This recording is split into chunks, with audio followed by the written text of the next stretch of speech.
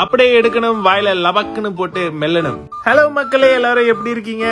இன்னைக்கு நம்ம veg fish form தாய் ரெஸ்டாரண்ட்க்கு வந்திருக்கோம். இவ்ளோ பெரிய தாய் ரெஸ்டாரண்ட்க்கு என் லைஃப்ல நான் போனதே இல்ல. அந்த கடையோட ஸ்பேசிங் ரொம்ப ஹியூஜ்.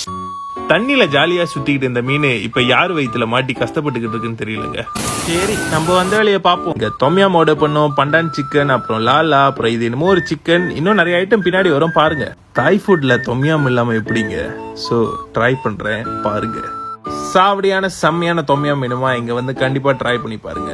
அடுத்து நம்ம லிஸ்ட்ல என்னன்னா பண்டான் சிக்கன்.